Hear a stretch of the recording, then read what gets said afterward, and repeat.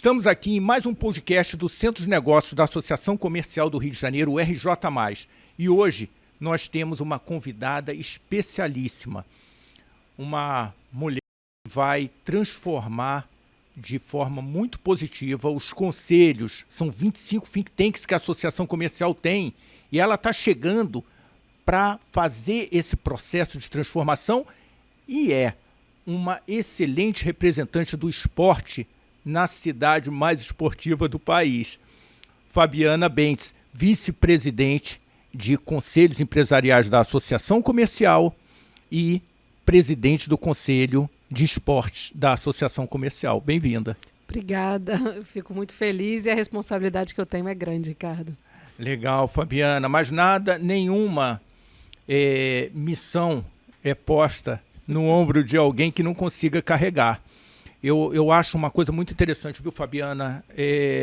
Quando a gente vai para uma posição de desconforto, a gente cresce. Aquela de conforto não leva a gente a degraus mais altos, né? Verdade, verdade. E conta um pouquinho para a gente do que você vê desses 25 think tanks, do que você está vendo desse potencial que é essa Associação Comercial do Rio de Janeiro, com seus 215 anos fazendo esse ano, e como que a gente pode aqui somar nesse processo de transformação do Rio de Janeiro, do desenvolvimento do Rio de Janeiro e do Brasil através dessa plataforma Rio de Janeiro. Bom, Ricardo, a Associação Comercial, eu estou aqui, digamos, já acho que uns 5, 6 anos, né? Eu fui vice-presidente do Conselho de Esporte, com Las Grael como presidente, em outras gestões. E eu acho que me dá bastante oxigênio para fazer uma reformulação é a própria liderança que a gente tem, que é o médico José Vilar, né? Eu acho que o José ele traz essa oxigenação nata dele mesmo, né? E dessa necessidade de mudança. Eu, naturalmente, também sou um pouco disruptiva. Às vezes falo que eu não devo, ou falo que eu não devo, mas tenho que falar. Mas sacode, né? Mas sacode, faz com que as pessoas façam reflexões um pouco mais mais complexas de situações que nós temos no estado do Rio de Janeiro, que podem muito bem ser, digamos, serem solucionadas se a gente pensar de uma certa forma mais complexa, e isso não é diferente para os conselhos do estado, daqui da Associação Comercial.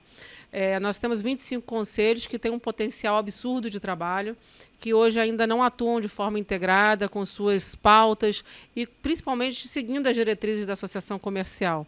Eu acho que eu venho exatamente para fazer essa reorganização. São pessoas com bastante projeção profissional, bastante projeção política em termos de relacionamento. A Associação Comercial ela é uma protagonista natural de um advocacy, de pressão de leis, de retomada da economia, de soluções que possam favorecer, né, os empresários. Então, eu acho que é um momento, efetivamente, que a gente ainda fala um pouco de pandemia, porque tem muitos setores ainda que estão se recuperando, mas a gente fala agora já de inteligência artificial, a gente já fala de aproveitar efetivamente os dados que a gente tem, e agora é colocar em prática, efetivamente, tudo que esses conselhos têm de bom, de forma integrada, pensando em regionalizar a associação comercial. O Estado do Rio de Janeiro, a Associação Comercial não é do município do Rio, então a gente peca um pouco com a falta de representatividade no Estado, então a gente vai fortalecer isso nas regiões, vai identificar economicamente o que essas regiões têm de potencial de desenvolvimento econômico e automaticamente social, né? E entender que há assuntos, por exemplo, o que aconteceu ontem em relação às chuvas, de calamidades que impactam diretamente a economia dessas cidades, a economia das pessoas que ali estão trabalhando, tem que faltar o emprego, tem que novamente se endividar para retomar as suas casas. Infelizmente, a gente tem perda de vidas. Então, o que o Rio de Janeiro pensa efetivamente em termos de impacto econômico, que a gente saia da caixinha, que seja não só gerar emprego? Quais são os outros? Segurança pública, né? Quais são os outros atributos que não necessariamente petróleo, né, e turismo? Quais são as outras indústrias que o Rio de Janeiro tem que possa transformar, na verdade nem transformar, é potencializar. O Rio de Janeiro como motor, né, uma força motriz da economia no país, né? Às vezes a gente fala muito mal do Rio por uma questão efetivamente de que é sempre quando você é o centro da atenção, você toma pedrada, e o Rio de Janeiro no Brasil é o centro de atenção sempre, é uma cidade porta de entrada para o Brasil. Então, ao mesmo tempo que existe, né, obviamente, há questões muito peculiares e muito necessárias a gente cuidar, nós temos que cuidar das nossas potências, e porque ao desenvolver nossas potências, nós vamos ter capacidade de começar a mitigar os problemas que a gente que a gente tem no dia a dia da cidade e do Estado. Fabiana, você sabe uma coisa interessante? O seu discurso, eu estou lembrando de um advogado que esteve aqui com o grande Técio Lins e Silva, e ele falou assim, ele é português, e falou, esse aqui é o país das oportunidades, vocês se entendem menores do que vocês são, vocês se entendem menos potência do que vocês são, isso aqui é absurdamente favorável a bons empreendedores, e a gente fica muitas vezes olhando e falando assim, puxa vida, mas precisava de uma lei que ajude assim, uma lei que ajude assado. E é necessário que isso aconteça. Porém, eu acho que a gente tem que pegar o nosso chapéu e falar assim, vamos embora, vamos caminhar, que a gente já tem boa parte do que a gente precisa, que é aquilo que está no coração do carioca, do fluminense, do brasileiro. Como é que você vê, você falou dessa questão de trabalhar a transversalidade dos conselhos, desses 25 think tanks, que eu acho que é fabuloso. Nós temos um conselho de segurança que, se não conversar com um de logística, que são dois monstros sagrados, ou conjuntos de monstros sagrados que lá dentro estão, grandes players nesses segmentos, se eles conversarem, nós teremos um resultado melhor, tanto para a logística quanto para a segurança. E se de repente vier o esporte sustentando ali opção nas comunidades, menos se sujeitarão a desconformidades, né, ou a criminalidade. Essa transversalidade eu acho que é muito importante. Eles precisam conversar mais do que já fazem, para que a gente tenha resultados diferentes do que o que a gente tem, né? Ricardo, eu acho que não só conversar, traçar objetivos intersetoriais, né? A gente precisa fazer uma interseção nas prioridades dos conselhos para que a gente possa chegar a algum lugar. Porque, por exemplo, o Conselho de Esporte, Lazer e Desenvolvimento Social que eu presido. Por que esses três? Porque o esporte ele é naturalmente uma ferramenta de cidadania plena. Saúde, bem-estar, foco da criança na escola, diminuição da violência doméstica, diminuição da violência escolar, liderança, aptidões. Ou seja, o esporte, ele naturalmente ele é um fator inclusivo, mas ele é um fator de geração de emprego fenomenal que as pessoas não reconhecem. Se você imaginar cada clube, um Flamengo, quantas pessoas ele emprega da base até o alto rendimento, você já vê. Aí não só, aí você entra na economia das praias, aí você entra nos eventos esportivos, e a economia que está ali ao redor. Então, as pessoas não veem... Sempre o esporte é inclusão, mas o esporte não é dinheiro, é dinheiro. Então, essa é uma questão. O lazer. A gente fala muito de uma questão, por exemplo, o arrastão na praia de Ipanema. Né? A gente se choca. A segunda mais bonita praia do mundo. Aí você se choca, é uma coisa assim, impressionante e tal. Aí a gente tem que começar a estabelecer um entendimento de... As comunidades têm área de lazer... As comunidades têm um local de válvula de escape para essas pessoas irem para como um piscinão de Ramos, por exemplo. Não que justifique o arrastão de forma alguma, não é isso que eu estou dizendo. O que eu estou dizendo é que a gente precisa, dentro do Estado, nos seus municípios, nas suas comunidades, áreas de respiração, de oxigenação dessas pessoas em momentos de lazer. Elas vão, eventualmente, para uma praia, acontece uma briga, o negócio desanda e acontece não só o arrastão em função de criminalidade, mas do susto mesmo. Né? Acontece que, de repente, vira uma coisa muito maior do que é pelo susto daquilo. Então, a gente tem, hoje, uma necessidade de olhar para as praças públicas, para as comunidades, para a gente atribuir a essas pessoas a possibilidade de ter lazer. E o lazer delas é o quê? Estar numa praça, jogar um futebol, jogar um vôlei, fazer uma pequena quadrinha, ter acesso a uma aula de ginástica no local, melhorar a qualidade de vida dessas pessoas, que aí, consequentemente, você também tem outros benefícios. E o desenvolvimento social é que nada se pode fazer dentro de um Estado se não houver desenvolvimento social. A falta de desenvolvimento, a falta do índice de desenvolvimento humano, que você tem que melhorar a cada ano, é onde é a referência do que efetivamente você pode atingir como sociedade. Se você tem um IDH baixo, uma área de lazer que não existe, um esporte que não tem, uma educação que não engaja, você vai diminuindo o seu IDH e não tem como fazer a outra curva de empreendedores, não tem. A violência se estabelece como um fator básico dessa sociedade e você não consegue se desenvolver a partir daí. Então, essa interseção.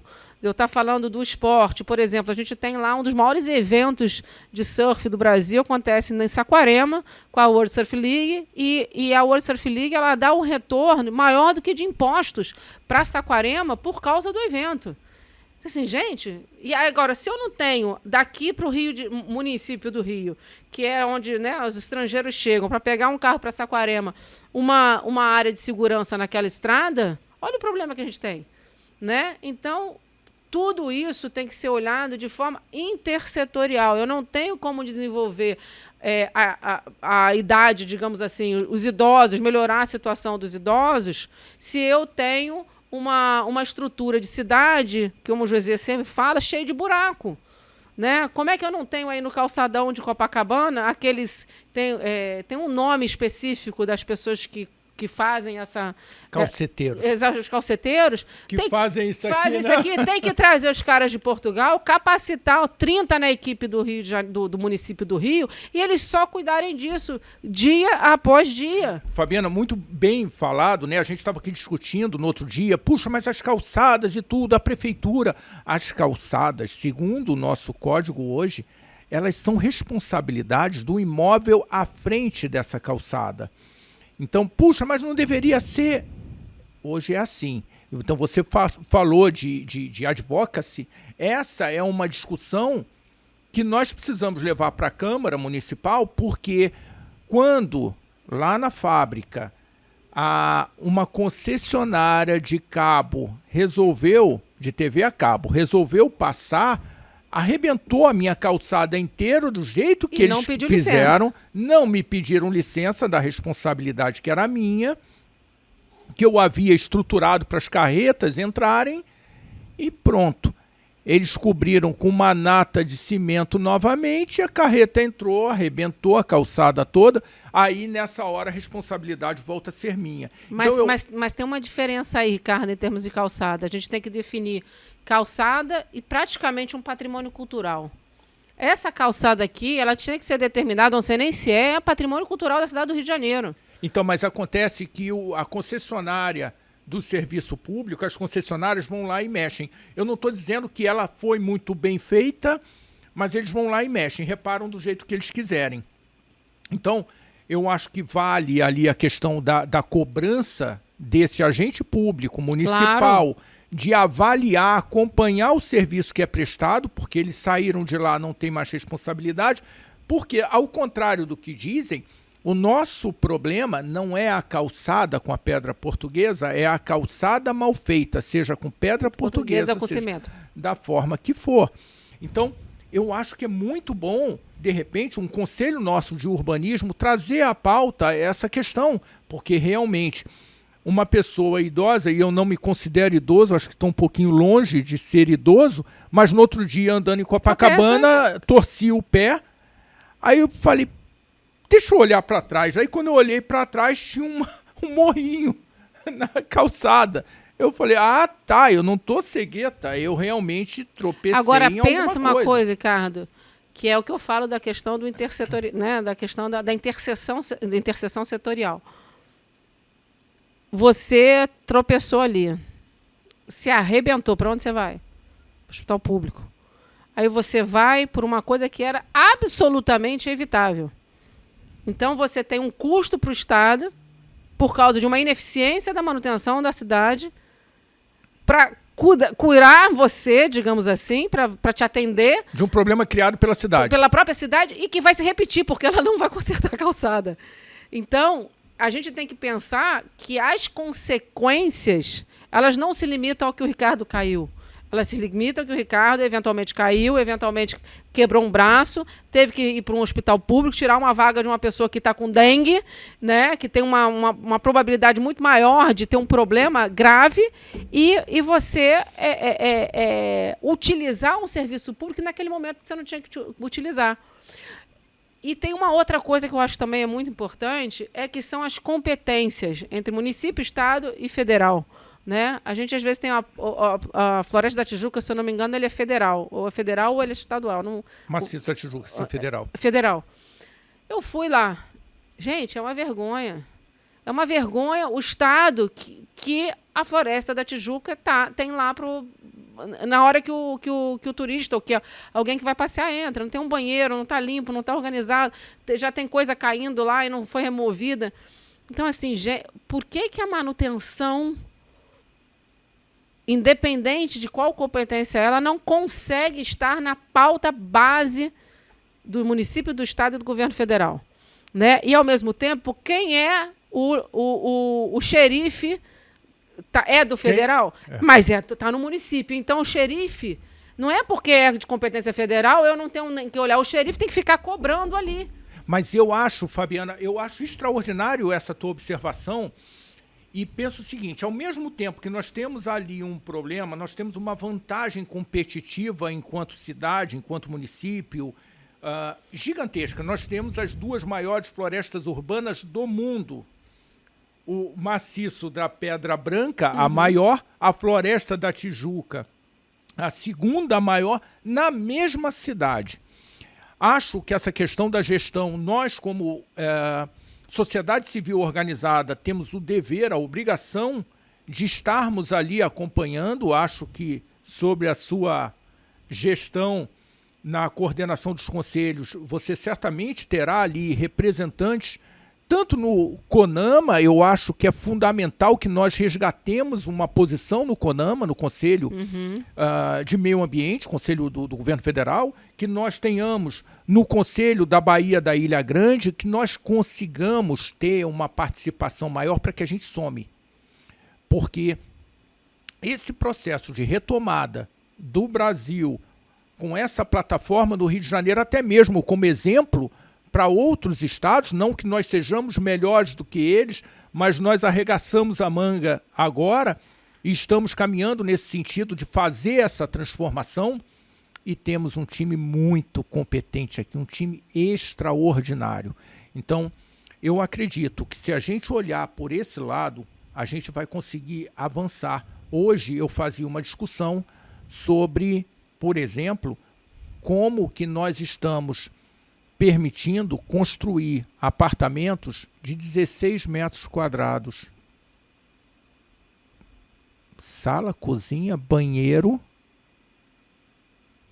em 16 metros quadrados. 16. Vamos fazer uma continha simples. 3 passos para a esquerda, 5 passos e pouquinho para a direita, você tem um apartamento aí. Será que isso é sustentável, Ricardo, socialmente? Aí eu entro com as minhas polêmicas, né? Eu fui secretária de Estado de Desenvolvimento Social e Direitos Humanos do Rio de Janeiro, e uma das questões que a gente avaliou muito é a questão habitacional. não é diferente essa metragem dentro da comunidade, tá? Às vezes é bem menor, ou às vezes é 16 metros quadrados com muito mais gente. Concordo, mas você não vai resolver esse problema dessa forma. Você não vai resolver o problema dessa forma, mas a habitação, quando ela o Estado, né, faz um programa de habitação como Minha Casa Minha Vida, por exemplo, a gente precisa pensar que unidades menores, né, que seja para 1 ou 2 pessoas, é melhor do que essa pessoa na rua. É uma polêmica. É difícil você pensar que, efetivamente, 16 metros quadrados é um ambiente ótimo para a gente morar. Mas se a pessoa tem uma porta, uma chave, um local tranquilo, é melhor do que ela esteja, né, na rua e etc. Então, eu tenho ainda algumas dúvidas sobre os projetos de menor tamanho, mas eu não descarto completamente, porque eu acho que a gente tem um problema tão grave de moradia. Eu trabalhei no BID, né, no Banco Interamericano de Desenvolvimento, e uma das coisas que eu aprendi lá é que não é a pobreza efetivamente que produz a violência, mas é o amontoamento. As pessoas, uma em cima que é a questão das comunidades, né? Então, isso daí faz uma reflexão muito grande, porque se você faz, vamos dizer assim, um programa social com apartamentos pequenos, com uma área comum de lazer e de convivência, que foi o que eu falei lá no início, em relação à praia, as relações comunitárias, você consegue administrar, porque as pessoas não estão amontoadas, sem esgoto, sem saneamento, sem, né, sabe? Sem condição de colocar uma coisa numa geladeira, né? Então, é muito interessante a gente falar disso, porque a questão social no Rio ela é muito grave. E ela não é muito grave só pelas comunidades, ela é muito grave pela ineficiência do poder público em cuidar delas mesmo. Eu lembro que, quando eu no Estado, eu também era líder das calamidades, né? Olha, se você pegar no jornal hoje, entrar no Google, no dia 4 de janeiro de 2019, 2 dias depois de eu ter assumido, a gente apresentou ao governador, na época, Wilson Witzel, já um plano de prevenção de calamidade, prevenção, ação e remediação, que a gente fez na transição, junto com a Secretaria de Meio Ambiente, junto com a Secretaria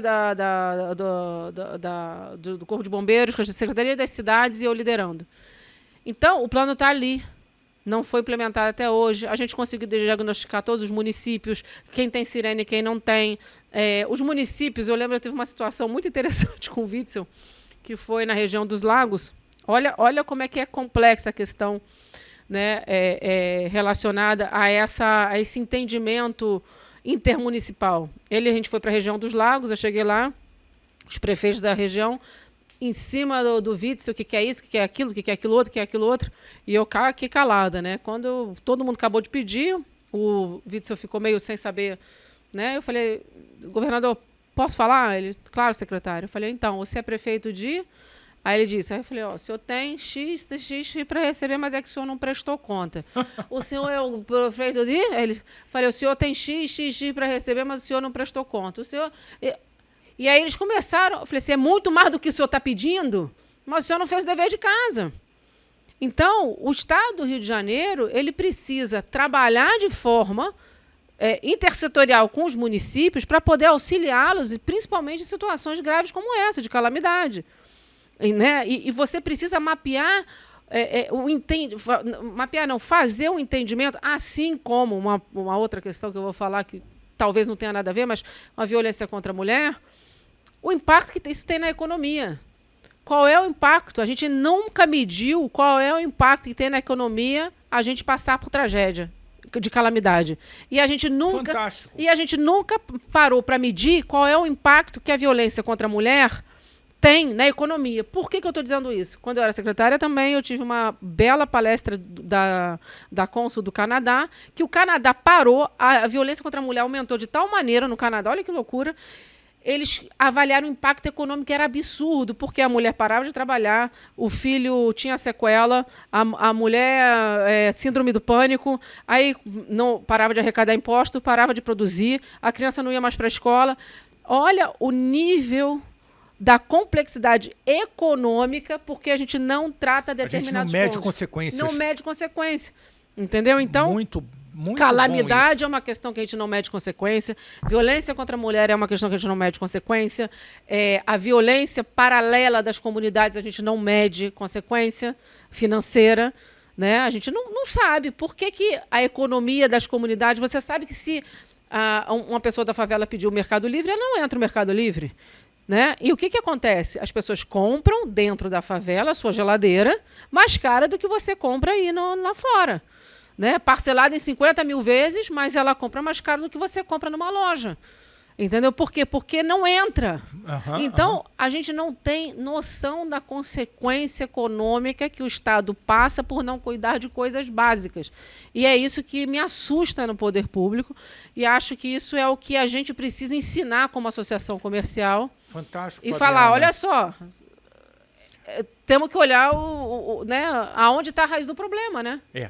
Quando nós criamos o Centro de Negócios da Associação Comercial, uma das coisas que a gente pensou bastante essa questão da comunicação, e caímos aqui no podcast para conversar com vocês. A associação comercial faz esse trabalho também de compartilhar o conhecimento, porque muitas vezes você está lá na comunidade e você não encontra caminhos para transformação, para mudança dessa realidade. Então, eu acho que você tocou num ponto muito importante. Nós temos que massificar a comunicação, porque nós somos competentes no Rio de Janeiro e no Brasil. Nós somos capazes, e um povo extraordinário. Você é uma pessoa muito bem esclarecida. Você sabe o potencial que o Rio de Janeiro, que o Brasil tem. E o nosso diferencial com outras nações. Nós estamos aqui, apesar de... Mas estamos. E estamos aqui, empreendendo ainda. O camarada sai com a carrocinha dele de pipoca, ele é um empreendedor. Ele foi se virar nos 30 e virou um Angu do Gomes, e virou, e assim, tá aí. E o município, o Estado, ele precisa olhar. Eu vou te dar um exemplo meu próprio, né? Eu sou empreendedora também, né? Eu comecei com um instituto sem fins lucrativos, que é a Sou do Esporte, que hoje continua. Eu quero que você me fale sobre isso. A Sou do Esporte, ela é uma instituição que combate a corrupção no esporte, que trabalha muito com a questão da governança. Nós temos um prêmio todo final do ano, que é o Prêmio Sou do Esporte. E durante a pandemia, eu falei, cara, o Instituto, se as empresas não têm dinheiro, o Instituto, obviamente, já não tem quase nunca, porque o terceiro setor, ele infelizmente foi muito mal visto por muitas ações das próprias, né, organizações sociais. Mas no meu caso, graças a Deus, eu tenho uma linha de atuação muito forte e de muita credibilidade. E desde o primeiro ano, eu atuo com essa análise de governança das entidades olímpicas e venho fazendo o prêmio e tal. Veio a pandemia, eu falei, o que eu vou fazer? Não fiz o prêmio em 2020. Em 2021, a Band me pegou e me deu a parceria. Eu fiz 2 prêmios ao vivo na Band Esportes. E o ano passado foi no Campo de Golfe Olímpico, em homenagem ao Joaquim Cruz, que foi um evento assim, belíssimo, que foi a primeira vez que eu consegui fazer um evento sem que eu tivesse que botar dinheiro. Eu consegui os patrocinadores, eu consegui tudo, porque realmente, agora esse ano, vai ser em homenagem à Hortência, lá no campo, vai ser uma Legal. coisa, um espetáculo. Aí, só que eu falei assim, gente, a Sou do Esporte, ela criou um ambiente tão legal, eu preciso desdobrar isso. Aí criei o Sou do Esporte Café, que é o meu restaurante, está aqui na Marina da Glória. A gente abriu em fevereiro. É um restaurante, na verdade, estava na Barra. Aí, na Barra, ela estava muito caro, o custo estava muito caro. E aí eu fui convidada para vir para a Marina. E aí vim para a Marina, abri ele aqui. É um restaurante de uma alimentação super saudável. A gente está fazendo agora o catering das clínicas esportivas do Rio Open. Então, assim, é super legal. Depois te convido para ir lá, Ricardo, porque é uma alimentação, café da manhã, tudo e tal. Aí, olha que coisa. Eu abro o restaurante dia 1º de fevereiro. Hoje e ontem, o restaurante foi obrigado a fechar por causa do G20. Eu fiquei 2 dias sem faturamento. Meus funcionários estão há 2 dias, digamos assim, sem receber as comissões. A gente não teve 2 dias de desconto no aluguel. E por aí vai. Eu ia te perguntar quais são as oportunidades de negócio no G20. Aí você... De repente você vai falar assim. Não, um amigo meu falou assim, e aí, você tá bombando aí na Marina? Não, eu estou fechado, eu fui obrigada a fechar. Então, assim, como é que a gente não consegue olhar... Vai vir o G20 de novo agora em novembro, e aí vai ter lá na área do MAN. Meu Deus, mas não sou só eu, são os barqueiros, são os passeios turísticos. Não é a Fabiana com o restaurante, é o cara lá que está com a loja de moto nova dele. E esses empresários? E aí não fecha porque eu quero que feche. Então, assim, eu entendo tudo isso, mas, assim, ao mesmo tempo, tem que haver uma compensação, tem que olhar para o empresário, tem que falar qual é o seu faturamento nesses dias, vamos te compensar, vamos te ajudar. Não pode simplesmente mandar fechar e tchau até logo. Assim como vai acontecer, provavelmente, no final do ano, quando vier uma semana que vai estar na área do MAN. Então, e, ao mesmo tempo, a gente está falando das crianças, que tem que sair da escola mais cedo. Então, elas são obrigadas a reduzir a carga horária de aprendizado delas, que já não é... Né? A gente está com que a gente gostaria que fosse. A gente gostaria que a educação fosse. A gente já está reduzindo porque o G20 vai passar. Então, tem coisas que não dá para entender. Tem coisas que não dá para entender. Eu sou, assim, ferrenha crítica nisso, porque um município, um estado que quer se desenvolver, ele tem que encontrar soluções. Ele não tem que simplesmente dizer qual é o caminho mais fácil, fecha aí, tchau, até logo. Ele tem que encontrar soluções ou ele tem que compensar. Porque somos nós pagadores de impostos, geramos emprego, pagamos impostos, fazemos essa roda girar. Fazemos que o G20 possa vir para cá. Então, são situações que não é, como eu falei, não é só o G20, não é o restaurante da Fabiana. É toda a área da Marina. As crianças na região de Botafogo. E por aí vai. Então, assim, a gente tem que ter um pouco mais de seriedade na gestão pública. Eu acredito que a gente precisa entender a gestão pública como uma missão de serviço à sociedade e não como... Excelente, Fabiana. Eu tenho uma frase, Ricardo, que eu gostaria de colocar. Uma pessoa veio para mim, querer me envolver com a política de novo, aquela coisa toda, e falou assim, Fabiana, vem, que nós temos um grande... Nós temos um grande plano de poder. Aí eu olhei para ele e falei assim, olha, eu gosto muito de você é uma pessoa muito simpática, você é muito legal e tal, mas deixa eu te falar, a gente vai ter um conflito aí, porque eu não tenho um plano de poder, eu tenho um plano de sociedade. Era exatamente isso que eu ia te falar. E aí, quem é que tem o poder que não o povo que elegeu? Elegeu quem? Um representante. Por que a gente não pode tirar aquele representante, Fabiana, quando esse representante não mais me representa? E o poder é do povo. Como que o poder é do povo? E esse representante sobe lá, o nosso papo aqui não é político, mas ele passa por ele. A política e a gente não vai falar de um ou de outro partido, que não é o caso, mas quando esse representante sobe lá e fala, eu me elegi. Como assim, cara pálida? Você se elegeu ou eu te elegi Fui o eleito, meu representante? Eu fui eleito e não eu me elegi. Então, há uma inversão muito grande nessa história. É que a população não entende o tamanho, o que poder ela tem. E a responsabilidade, né? Não, e teve uma pessoa também num blog que falou assim para mim, Fabiana, o que a corrupção representa no voto? Foi uma pergunta que eu não esperava, porque para mim ela representa muito. Aí ele falou, não representa nada. Olha aí, as pessoas são eleitas e reeleitas e reeleitas e com ambientes que você... Ele trouxe um outro prisma. E eu fiquei assim... As pessoas, por exemplo... Se eu entrar na questão política, vai... Mas a questão é, nós precisamos perceber, primeiro, em termos de Rio de Janeiro, que é a vitrine do país, que nós vamos tomar pedrada, óbvio, porque a vitrine sempre toma, mas o potencial que nós estamos deixando ir embora por ineficiência da gestão pública, por falta de compromisso e pela população não entender a missão que ela tem, que é de pressão social mesmo. Quando eu vejo pessoas esclarecidas, que entendem seu papel social e falam: eu não vou me meter com política, eu fico louca. Porque eu fico, tá bom, a gente não vai ter a força que a gente poderia ter. Então, hoje eu acho que, aí voltando um pouquinho para a associação comercial, o poder que a associação comercial tem de ajudar a melhoria das leis, a qualidade das leis. Um dos trabalhos que a gente vai fazer é fazer com que todos esses 25 conselhos levantem as leis, façam um apanhado das leis que regem esses setores e quais estão de acordo e quais elas acham que já estão obsoletas ou que precisam melhorar.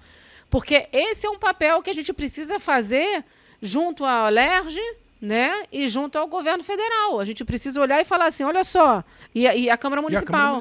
A gente tem que olhar e falar assim, olha só, essa lei municipal aqui é muito boa, mas não serve para nada. Entendeu? Porque a realidade dos empresários do segmento esportivo não serve para nada. Ou você melhora, coloca desse jeito aqui, ou vai continuar e vai se tornar obsoleta.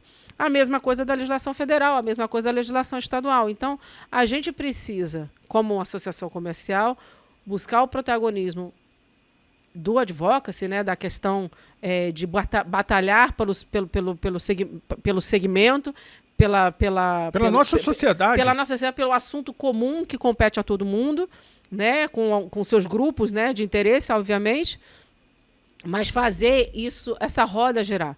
E, ao mesmo tempo, do outro lado, a gente criar oportunidades de negócios, a gente se tornar uma referência em oportunidade de negócio, mostrar que a associação comercial ela está ali para facilitar, para criar um networking efetivo, criar uma roda de conversa que saia algum negócio a partir daí e que ela crie mais solidez e mais segurança jurídica para as pessoas investirem no estado do Rio de Janeiro. Então, se um empresário vem a partir da associação comercial, é uma maior segurança, vamos dizer assim, e a gente quer que isso se torne realidade, que ele abra o seu negócio, porque nós vamos... Olha, se você tiver um problema, nós vamos te ajudar. Eu estou contigo. Eu estou contigo. Já do que ficar aí, gritando, pelo amor de Deus, me atenda, porque meu problema é esse e ninguém está te atendendo, não tem protocolo. É verdade, então é verdade, Fabiana. Eu acho que isso é muito importante, esse papel é fundamental e a quem muito tem, no sentido de responsabilidade, muito é cobrado. Então eu tenho certeza que você muito é cobrado, você estava falando de blog, as pessoas questionando. Como líderes, nós temos que caminhar na frente fazendo essa ação. O pessoal brinca que eu vou na frente... não é chutando a porta, é dando a voadora com as duas pés. Isso aí. Mas às vezes tem porque o Rio de Janeiro bate no nosso coração. Porta, o pessoal não abre. E isso, o Rio de Janeiro bate no nosso coração como carioca, bate no nosso coração como brasileiro. Eu duvido um brasileiro do Acre que não fale, puxa, o Rio de Janeiro, não sinta orgulho do Rio de Janeiro, apesar de... Queira vir. E queira estar aqui no Rio de Janeiro com esse espírito do Rio de Janeiro, porque carioca é todo o estado do Rio de Janeiro, segundo a minha visão. É isso aí. Então, você estava falando de esporte, Fabiana, e nós gostaríamos de iniciar uma rodada para falar que o RJ é muito mais esporte e trazer visibilidade para o esporte. Então, nós já temos uma conversa marcada, que sobre automobilismo. Perdemos, que com 12 anos eu ia para o autódromo. Perdemos o autódromo, temos os pegas na Avenida das Américas. O que é muito ruim, porque é um pouco do que você estava falando, a partir do momento que você não tem a condição adequada, os desvios acabam acontecendo. Então, voltar a ter um autódromo é fundamental, bate desde Juan Manuel Fangio no nosso coração, na pista que tinha em São Conrado. Eu duvido alguém ver uma competição daquela lá atrás, hoje, e não se emocionar falando, nossa, mas com essa rodinha fininha, o cara corria ali, podendo cair no mar. Cara, que emoção! Cadê o nosso autódromo? Mas eu acho, Ricardo, que é o que eu falo. Tudo tem que ser agora. Os espaços estão menores. A situação do Rio, né, depois do Rio 2016, teve uma ocupação desses lugares, digamos, de uma forma mais ampla. Não que seja utilizado ou deixado de utilizar, o legado e aquela coisa toda, mas tem um lugar. Agora a gente precisa, todas essas questões relacionadas, por exemplo, ao autódromo, espaços de, por exemplo, o próprio Célio de Barros, na questão do atletismo, eles precisam ser estudados como viabilidade econômica mesmo, porque é isso que vai se justificar o investimento ou não. Agora, você está falando de automobilismo, é um motocross no interior do estado. Né? A gente tem um conselheiro, que ele é presidente da Federação do Estado de Motocross. Eu tive em Maricá andando, tá? Não, e o que ele vê hoje são os circuitos, não vou dizer ilegais, fakes, vamos dizer assim. Competições que não têm a aprovação da Federação do Estado do Rio de Janeiro e que traz risco para os motoqueiros, né? Para os praticantes. Então, você tem que analisar isso, porque, e além disso, tem as vias, se elas estão adequadas no interior do estado para o motocross. A gente vai perder, a gente já foi perdendo, tem muita pista ainda, tem muito tudo, mas, porra, o interior do estado era para estar bombando de motocross. Fabiana, né? Você tem uma missão no Conselho de Urbanismo, olha só, a transversalidade de urbanismo para projetar essas pistas. Talvez, eu sempre quero olhar o lado positivo dessa história. O motocross está pulsando no nosso coração. Eu falei, eu tive em Maricá com meu filho, andando de motocross no outro dia, fazendo uma trilha dentro de Maricá. Ele está pulsando no nosso coração. O Carioca está pedindo, o Fluminense está pedindo. Temos. O Paulista está implorando. Cara, você está no Rio de Janeiro, meu. Aonde que eu vou andar? Então, nossas belezas naturais. A gente precisa estruturar isso. E nós temos um conselho de urbanismo aqui, muito bem representado, com representantes muito bem capacitados. Vamos buscar qual é esse lugar. Não, mas tem, e esses lugares estão aí. Do motocross, do kart, do automobilismo, do trekking a cavalo. Nós temos as duas maiores florestas urbanas do mundo. Por que nós não estamos fazendo passeios a cavalo? Agora eu vou te falar uma coisa. Florestas? Nós somos uma cidade, né, costeira, né? Temos outros municípios costeiros, né? Se você sentar com o Las Grael aqui, ele vai enlouquecer falando das marinas. Como não utilizamos a costa para a prática de todos os esportes aquáticos náuticos que você tem. Vamos mudar o verbo? Vamos trazer o Lácio para ele falar como que nós vamos usar isso. Quais são as oportunidades, que é a nossa missão aqui. É a gente descobrir quais são as oportunidades. A barra inteira é ligada pelo canal de Marapendi. Lá o Recreio vai até lá. Por que a gente não tem, né, a costa? Vai lá da praia, lá de não sei aonde. Você falou uma coisa muito interessante. Olha lá o meio ambiente. Os meus filhos estudavam numa escola americana, ali atrás do Nova Ipanema. Uhum. E um dia, falando com o então secretário estadual de meio ambiente, ele falou assim, mas a gente tem uma estrutura aqui para levar as crianças para conhecerem o jacaré, e aí tinha um nome diferente, que o nome não era jacaré, eu não sou biólogo, então me perdoem aqui. E aí trouxe os filhotinhos, mostrou, levou até o Parque Chico Mendes, por dentro do canal. Cara, é sem igual, é uma coisa... A gente aproveita muito mal a cidade. Para nós cariocas, que a gente fica estupefato de ver aquela beleza. Aonde você vê... Mangue com restinga, onde você tem mangue com restinga. Canal, tudo. Então, é assim, é o que eu falo, a gente tem eu brinco, a minha mãe brinca comigo, ela fala, Fabiana, você usa 10% da sua beleza porque você não se maqueia, anda, né, gosta de andar de chinelo, aquela coisa toda, a gente usa 10% do potencial do Rio de Janeiro, né? A gente tem uma...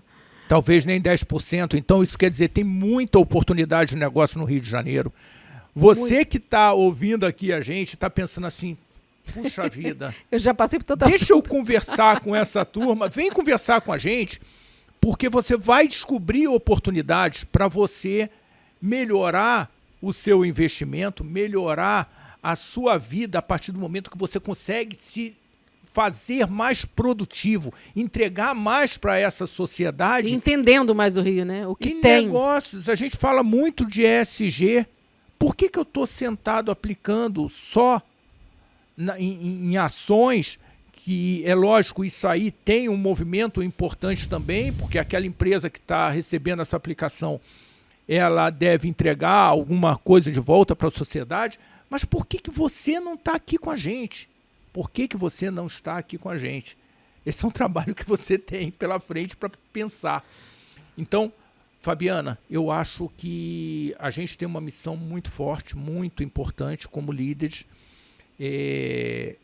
Eu não só te desejo sorte na liderança desses 25 conselhos, Obrigada. mas eu te ofereço a mão. Então, a gente vai estar junto contigo e eu tenho certeza que outros vão se somar a esse grupo, porque a causa é nobre, os trabalhadores são poucos, embora com uma garra extraordinária.